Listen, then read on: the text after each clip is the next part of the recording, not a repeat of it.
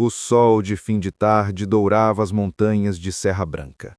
Uma pequena cidade perdida no coração de Minas Gerais. As estradas de terra eram cortadas por bois preguiçosos, carroças antigas e motocicletas barulhentas que carregavam de tudo: galinhas, sacos de milho, até crianças sentadas na garupa sem capacete. Ali, a vida parecia andar mais devagar, mas não menos pesada. No meio desse cenário vivia Anselmo Duarte, um homem de 40 e poucos anos, com a pele curtida pelo sol e mãos rachadas da enxada. Anselmo nunca tivera sorte na vida. Perdeu o pai cedo, trabalhou como meeiro em fazendas alheias e desde jovem aprendeu que o suor era a única moeda que jamais faltava. Seu maior sonho era ter um pedaço de terra só dele, ainda que fosse pequeno, ainda que fosse pobre. Foi numa manhã de sábado, na feira da Praça Central, que ele ouviu a conversa que mudaria tudo. Dois homens discutiam alto perto da barraca de pastel. "O prefeito tá doido, você viu? Quer vender aquele casebre do finado Zé Pequeno por R$ 100, só para limpar os papéis da prefeitura." R$ 100? Aquilo nem para chiqueiro de porco serve, homem, só se for para esconder cobra e rato. Anselmo, que escutava atento, se aproximou com os olhos arregalados. R$ 100 era o que ele gastava num mês de comida. Mas R$ 100 também era possível. E mesmo que fosse uma ruína, ainda seria um teto próprio.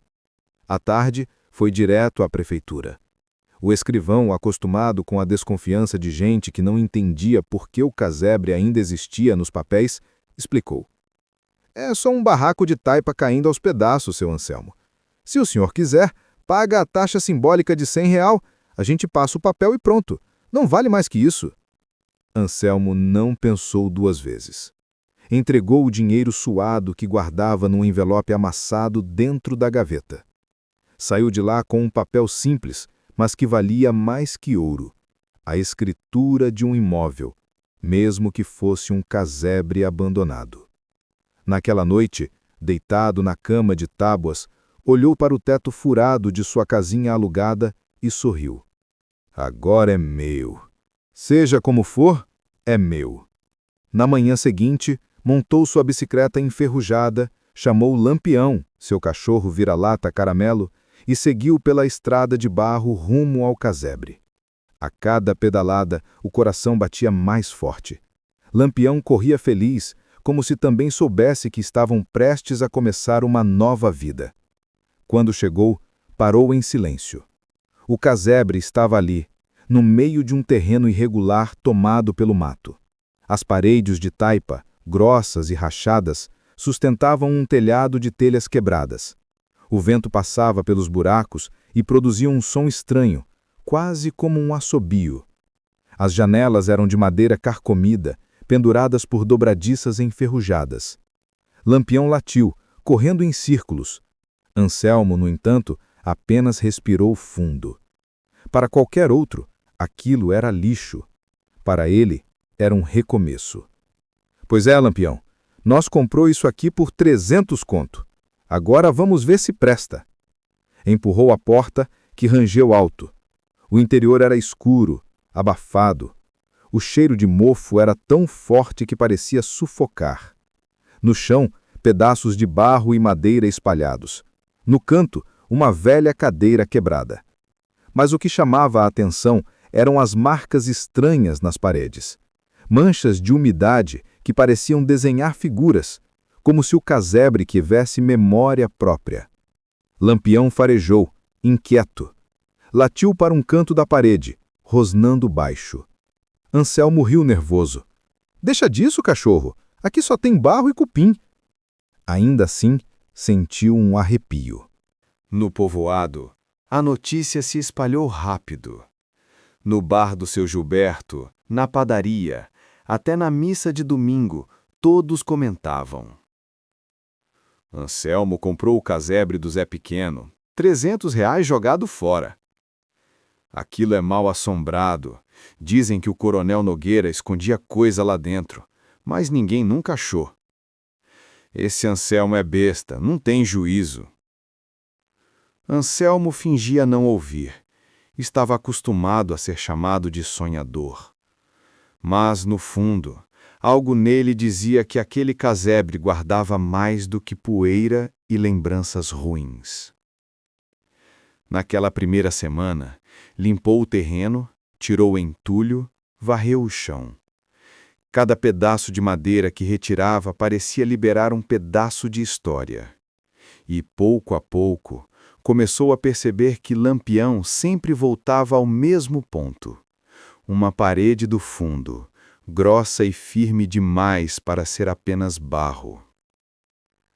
Certa noite, cansado do trabalho, Anselmo acendeu uma lamparina e ficou olhando para a parede. O som do vento entrando pelas frestas parecia formar palavras. Era como se o casebre, em sua solidão de décadas, tentasse conversar. E foi ali que a história realmente começou. O vento soprava forte naquela noite, balançando as árvores retorcidas ao redor do casebre. A lamparina de querosene tremeluzia, projetando sombras compridas nas paredes de barro. Anselmo, sentado num banquinho improvisado, observava o cachorro Lampião farejar insistentemente o mesmo canto da parede do fundo. Era curioso. Em meio a todo o entulho, Lampião parecia obcecado apenas por aquele pedaço de taipa. O vira-lata arranhava o barro, rosnava e voltava a latir baixo, como se sentisse algo que o dono ainda não podia enxergar. Ô, Lampião, vai acabar com a unha desse jeito. O que tu viu aí, hein, bicho? Murmurou Anselmo, meio rindo, meio arrepiado. Ele se aproximou e passou a mão pela superfície da parede. O barro era mais frio do que o restante. E havia pequenas rachaduras que formavam linhas retorcidas, quase como símbolos ou letras apagadas. Quando encostou a orelha, sentiu um silêncio diferente, como se atrás daquela parede houvesse um espaço oco. O coração acelerou. Pegou uma enxada que deixara encostada e começou a bater de leve. Cada pancada reverberava como se não houvesse apenas terra, mas algo escondido atrás. Lampião latiu mais forte, como se incentivasse o dono a continuar. Durante os dias seguintes, Anselmo não pensava em outra coisa. Ia cedo para o casebre, trabalhava no terreno, mas sempre voltava os olhos para a parede. À noite, deitado em sua casa alugada, sentia que os próprios sonhos o empurravam para lá. Na feira da cidade, a fofoca aumentava. Esse Anselmo é doido. Passa o dia inteiro naquele casebre amaldiçoado, ouvindo vento e cavando parede. Dizem que de noite sai luz de lá, coisa de assombração. Ouvi falar que o Zé Pequeno escondeu um baú no tempo do coronel, mas quem acreditaria nisso? Anselmo fingia não escutar, mas por dentro, cada palavra mexia com ele. Certa tarde, após horas de trabalho, finalmente decidiu. Iria derrubar parte da parede para ver o que havia por trás. Empunhou a marreta emprestada do vizinho e começou a golpear. O som ecoava grave. Pedaços de barro voavam, o suor escorria pelo rosto. Lampião, inquieto, corria de um lado para outro. De repente, o ferro da marreta atravessou e abriu um buraco. Um jato de ar gelado escapou de dentro, tão frio que fez a pele de Anselmo se arrepiar inteira. Com cuidado, ele alargou a abertura. Atrás da parede havia um espaço escondido, uma espécie de compartimento secreto. O casebre, por fora simples e miserável, guardava dentro de si uma segunda estrutura, como se alguém tivesse selado aquele local. O coração de Anselmo batia descompassado. Enfiou a lamparina pela fenda e iluminou o interior. Lá dentro, entre poeira e teias de aranha, repousava um baú de madeira escura, reforçado com ferragens antigas. Anselmo ficou paralisado. Lampião latiu, como se confirmasse. Era ali o segredo que o vento sussurrava. Naquela noite, sozinho no casebre, Anselmo arrastou o baú para fora.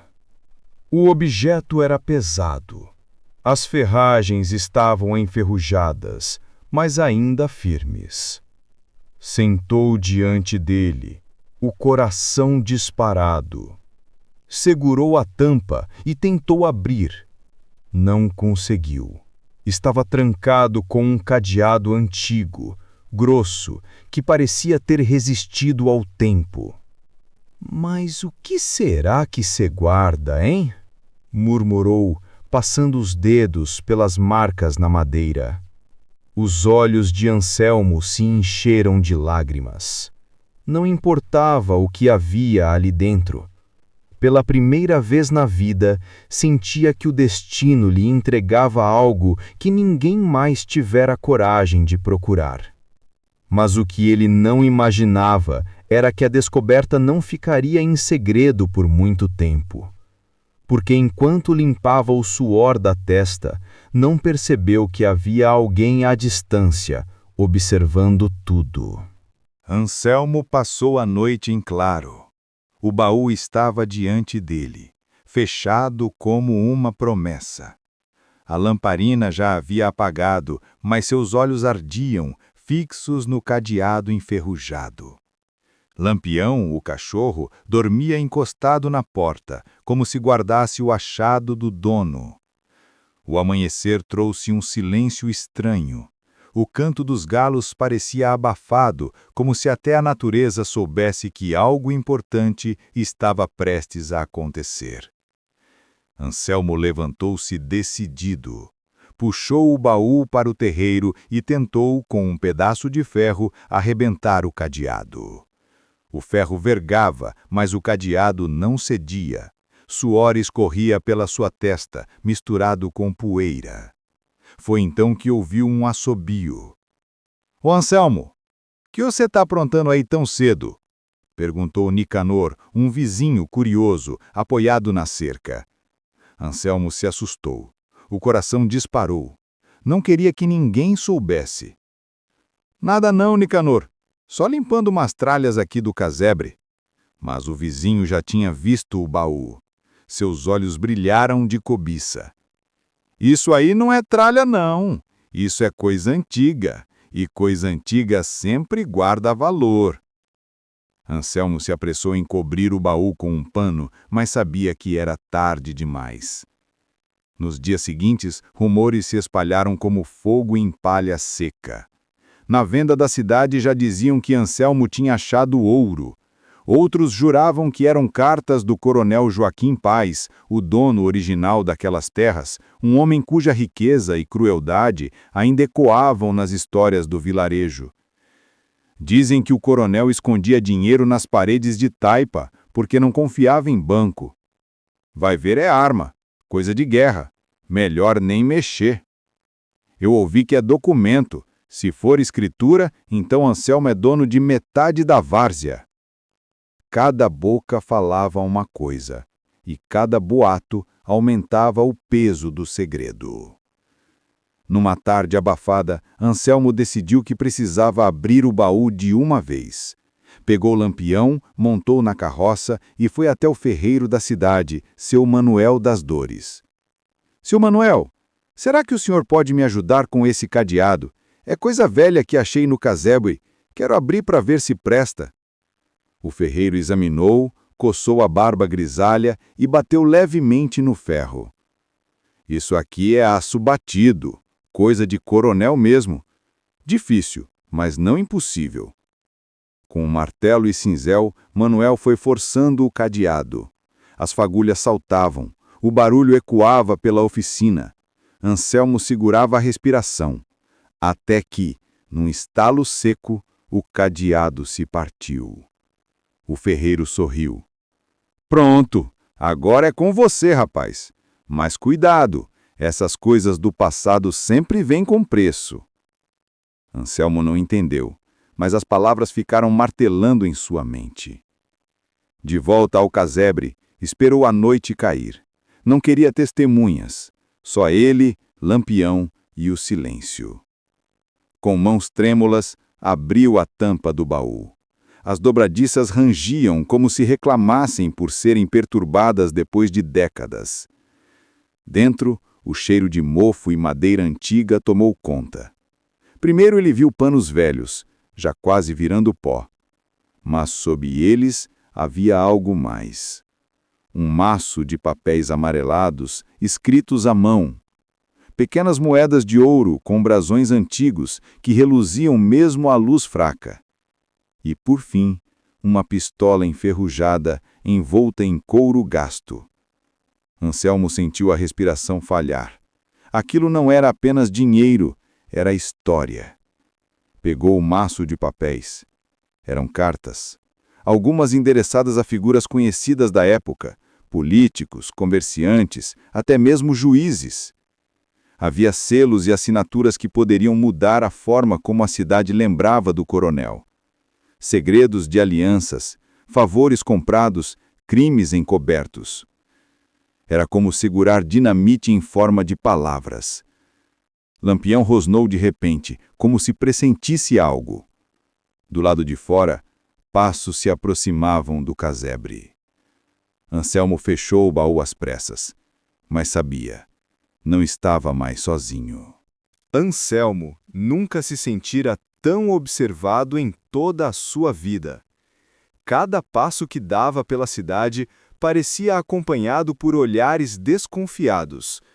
Até o simples ato de comprar pão na venda virava motivo de cochichos. Olha lá, é ele, o que achou o baú do coronel. Vai ficar rico sozinho? Essas terras eram do povo, não dele. Oxe, já parece morto, pode esperar. O baú estava escondido no casebre, debaixo de uma tábua solta do assoalho. Só Lampião sabia do segredo, e o vira-lata, como se entendesse, dormia em cima do esconderijo todas as noites. Mas Anselmo sabia, segredos não ficavam enterrados por muito tempo. Numa tarde abafada, quando o sol castigava a terra seca, um grupo de vizinhos apareceu. 3 homens, Nicanor, Severino e Dário, todos conhecidos por não perderem uma oportunidade de levar vantagem. Boa tarde, Anselmo. Viemos prosear, disse Nicanor com um sorriso que não alcançava os olhos. Anselmo enxugou o suor da testa. Pois não, entrem. Os homens entraram, mas não sentaram. Ficaram em pé, olhando cada canto do casebre, como abutres examinando carniça. O povo anda falando que você achou coisa de valor aqui dentro. Ouro, documento, até arma, começou Severino. Nós viemos só aconselhar. Essas coisas são perigosas. Melhor repartir com os vizinhos, senão dá problema, completou o Dário, batendo o pé no chão de taipa. Anselmo manteve a calma. O que achei não pertence a ninguém daqui. É coisa antiga, esquecida. E se tiver valor, vou levar às autoridades. Os homens se entreolharam. O sorriso sumiu. Nicanor se aproximou, colocando a mão pesada no ombro de Anselmo. Você é bom rapaz, mas não seja besta. Esse baú pode mudar a vida de todo mundo aqui, ou acabar com a sua. Pensa bem no que está fazendo. Lampião rosnou baixo, os pelos arrepiados. O clima ficou denso como tempestade prestes a cair. Agora, se me dão licença, tenho serviço, disse Anselmo firme. Os 3 saíram, mas o recado estava dado. Ele não estava mais seguro. Daquela noite em diante, Anselmo não dormia direito. Qualquer ruído fazia seu coração disparar. O latido do cachorro, o rangido da madeira, até o uivo distante de um lobo-guará. Tudo parecia alerta. O pior veio numa madrugada. O cachorro latiu desesperado, correndo de um lado para o outro. Anselmo levantou-se, pegou o facão e foi até a porta. Do lado de fora, sombras se moviam rápido, tentando não fazer barulho. O coração de Anselmo quase saiu da boca. "Quem tá aí?" gritou. Silêncio. Apenas o vento passando pelas árvores. Mas no chão, de manhã, encontrou marcas de botas frescas. Não era paranoia. Alguém estava rondando. Anselmo ficou dividido. Entregar o baú às autoridades significava abrir mão de uma fortuna, moedas, documentos e até a arma. Mas guardá-lo em segredo atraía a cobiça dos vizinhos e, talvez, até algo pior. Na venda, ouviu comentários ainda mais preocupantes. "O delegado está sabendo dessa história. Se tiver documento, vai querer para ele." Essas cartas do coronel dizem que envolvem até juiz da capital. Se cair na boca errada, o Anselmo tá lascado. O peso do baú já não era de ferro e madeira, mas de escolhas que poderiam custar sua vida. E no fundo, ele sabia que aquilo que parecia um tesouro era, na verdade, uma maldição esperando para se revelar. Na mesma semana, uma velha conhecida, Dona Ritinha, procurou Anselmo. Viúva, vivia de rezas e simpatias, e dizia conhecer segredos das famílias antigas. "Menino, eu fiquei sabendo do baú, pois tome tento.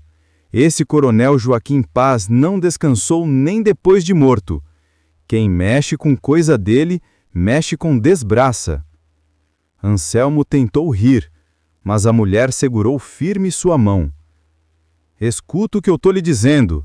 Tem coisa que é melhor deixar enterrada. Esses papéis que você achou, eles derrubam gente grande, gente viva ainda. Não brinque com isso."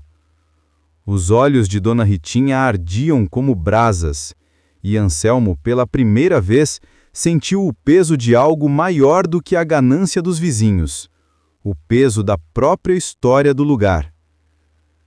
Naquela noite, deitado no casebre, Anselmo olhou para o teto de taipa. Lampião dormia tranquilo, como se não sentisse o perigo iminente. Mas ele sabia, não podia esconder o baú para sempre. A pergunta que o corroía era simples e terrível. Quem merecia conhecer a verdade? E antes que pudesse tomar uma decisão, o destino se encarregaria de apertar ainda mais o laço em seu pescoço.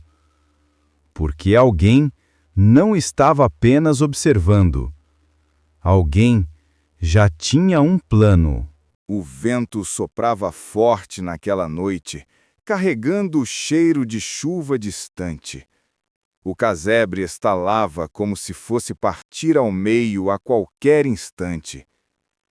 Dentro, Anselmo mantinha a lamparina acesa, sentado à mesa de madeira, o facão ao alcance da mão. Lampião não parava de andar em círculos, nervoso. Os pelos arrepiados do vira-lata eram sinal de que algo estava errado. Anselmo já pressentia.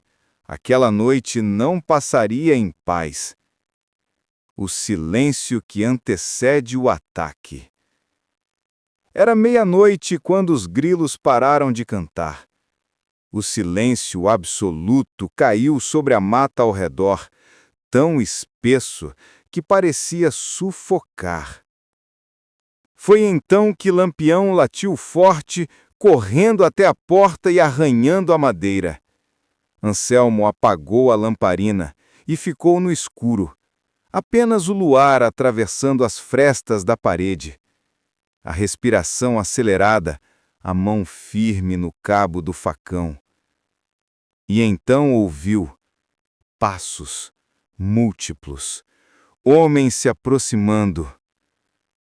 Um rangido na cerca, o farfalhar das folhas, murmúrios abafados. Eles tinham vindo. De repente, a porta foi arrombada com um chute. A madeira quase caiu inteira. 3 homens entraram, lanternas na mão, olhos brilhando de cobiça. Eram Nicanor, Severino e Dário. Perdeu, Anselmo. A gente sabe que o baú está aqui, rosnou Nicanor. Lampião avançou, latindo como nunca. Pulou sobre Dário, que caiu de costas no chão, tentando se defender do cachorro que mordia sua perna. Anselmo aproveitou a confusão e ergueu o facão. O coração batia como tambor. Saiam daqui! Esse baú não pertence a vocês! Severino avançou com um pedaço de pau, mas Anselmo desviou e o golpe acertou a parede, arrancando o barro. A luta era desigual, 3 contra 1. Mas Anselmo tinha algo que os outros não tinham: coragem e a certeza de que lutava por algo maior. No meio da briga, a lamparina tombou e o fogo começou a se espalhar pelo assoalho. As chamas lambiam as paredes de taipa, o cheiro de fumaça se espalhando rápido. "Tá pegando fogo, desgraça!" gritou Dário, tentando se livrar de Lampião. Mas ninguém recuou. O baú estava em jogo. Nicanor conseguiu erguer a tampa do assoalho e puxar o baú para fora. Os olhos dele brilharam diante do objeto. "Agora é nosso!" Anselmo, tomado pelo desespero, correu e agarrou o baú junto, puxando com toda a força. Foi nesse instante que uma das cartas caiu do interior e deslizou até as chamas. O papel começou a queimar, revelando por um breve instante palavras escritas à mão. Aliança com o juiz da capital, 1912. Todos pararam por um segundo. Não era só ouro. Eram documentos capazes de arruinar famílias inteiras, de expor crimes antigos, ainda protegidos por descendentes vivos. O silêncio se quebrou com um estampido. Severino, em meio à fumaça, puxara um revólver antigo escondido no cinto. "Larga o baú ou morre agora mesmo!" O tempo pareceu parar. As chamas crepitavam, Lampião rosnava, o suor escorria pelos rostos. O cheiro de pólvora, fogo e medo se misturava. Anselmo respirou fundo, os olhos fixos na arma. E naquele instante percebeu. Não era apenas por ele, era pelo passado, pelo presente e pelo futuro daquelas terras. Lampião, como se entendesse, avançou sobre Severino no exato momento em que ele puxava o gatilho. O tiro ecoou. A bala atravessou a parede e o cachorro derrubou o homem no chão. A confusão permitiu que Anselmo arrancasse o baú das mãos de Nicanor e corresse para fora, carregando-o até a carroça. O fogo já tomava metade do casebre, iluminando a noite como um farol macabro. Os vizinhos gritavam atrás dele, mas a fumaça e as chamas o fizeram recuar. O casebre inteiro estava prestes a ruir. Anselmo subiu na carroça, Lampião saltou ao seu lado e, com um estalo das rédeas, o cavalo disparou pela estrada de terra. Atrás, o casebre de R$ 100 queimava como uma fogueira, levando consigo segredos que jamais poderiam ser recuperados. Mas o baú, ainda trancado em seus braços, guardava o suficiente para mudar tudo. E Anselmo sabia. Aquela noite fora apenas o começo. A estrada de terra parecia interminável. A carroça sacudia entre pedras e buracos, o cavalo bufava, Lampião rosnava abaixo, ainda atento a qualquer som atrás. Anselmo segurava o baú com tanta força que os nós de seus dedos estavam brancos. A noite, antes calma, agora era um turbilhão de fumaça, fogo e segredos. O casebre havia queimado até o chão, levando junto os rastros visíveis do que lá estava escondido. Mas o baú sobrevivera. E com ele, uma escolha. Ao amanhecer, já seguro em sua choupana mais afastada da vila, Anselmo trancou a porta, respirou fundo e, com mãos trêmulas, abriu finalmente o baú. Dentro não havia moedas de ouro como imaginavam os vizinhos, mas algo ainda mais perigoso. Documentos antigos com selos do Império do Brasil, provando compras fraudulentas de terras. Cartas trocadas entre coronéis e juízes, revelando uma rede de corrupção centenária. Um caderno de capa de couro, escrito à mão, detalhando o desvio de riquezas da própria comunidade e até mortes acidentais, que na verdade foram crimes planejados. Anselmo ficou atônito. O baú não era um tesouro qualquer. Era um dossiê capaz de destruir famílias influentes da região, herdeiros que até hoje comandavam parte da cidade. Era o tipo de verdade que poderia libertar muita gente, mas também condená-lo à morte. Dias se passaram. O boato da descoberta corria de boca em boca. Alguns diziam que Anselmo havia encontrado barras de ouro, outros que ele guardava relíquias de santos. A inveja e a cobiça fermentavam como fermento em massa quente. Anselmo, silencioso, seguia cuidando de sua roça, mas por dentro travava uma guerra. Lampião parecia sentir o peso do segredo, sempre atento, sempre na porta. À noite, Anselmo se perguntava: deveria entregar os documentos à justiça ou escondê-los para sempre? Se revelasse tudo, seria a ruína dos poderosos, mas também poderia custar sua vida e a de quem amava.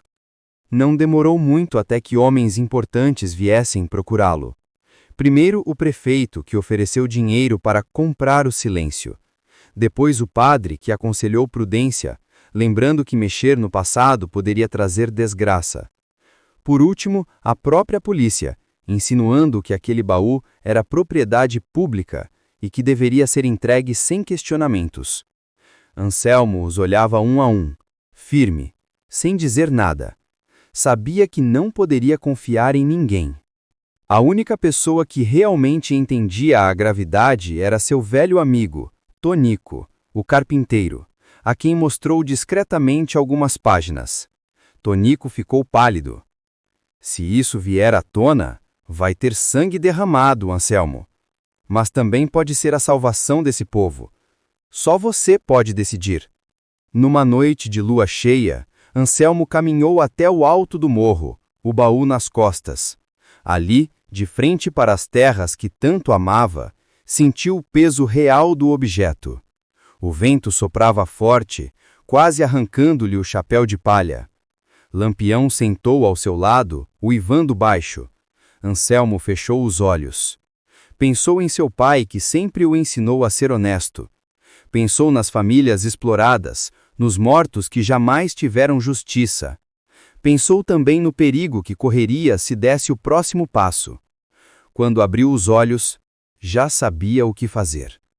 Desceu até a cidade na manhã seguinte, vestindo sua roupa mais simples, levando apenas o caderno de couro nas mãos.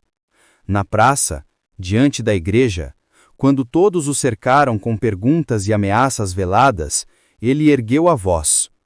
O que encontrei não é meu. Pertence a esta terra, pertence ao povo, e hoje todo mundo vai conhecer a verdade. E assim, leu em voz alta os primeiros trechos, expondo nomes, datas crimes e conluios esquecidos no tempo. O choque foi imediato. Alguns choraram, outros gritaram, e os herdeiros das famílias citadas saíram correndo, furiosos, jurando vingança. Mas a semente estava lançada. A história espalhou-se como fogo em capim seco. Jornais regionais apareceram, depois gente da capital, até rádios começaram a noticiar. Homem simples do interior descobre documentos que expõem corrupção centenária. Anselmo tornou-se, contra sua vontade, uma lenda viva. Mas o preço veio logo depois. As terras de poderosos foram confiscadas, políticos perderam cargos e famílias inteiras caíram em desgraça. E claro, o ódio contra Anselmo cresceu. Tentaram suborná-lo, ameaçaram-no, chegaram até a incendiar parte de sua plantação. Mas ele permaneceu firme, protegido por vizinhos que finalmente viram nele um símbolo de coragem. Lampião nunca mais desgrudou dele, fiel até o fim. Anselmo compreendeu. Não havia encontrado ouro, mas algo ainda mais valioso: a verdade. E a verdade, embora pesada, era o maior tesouro que poderia deixar para o futuro. Anos depois, o casebre queimado virou ruína, engolido pelo mato. Mas o nome de Anselmo era lembrado em prosa, em causos, em cantigas de viola. Foi o homem que comprou um casebre por R$ 100 e descobriu segredos que mudaram a cidade inteira. E enquanto as gerações passavam, uma lição permanecia: nem todo tesouro é feito de ouro. Alguns são feitos de coragem.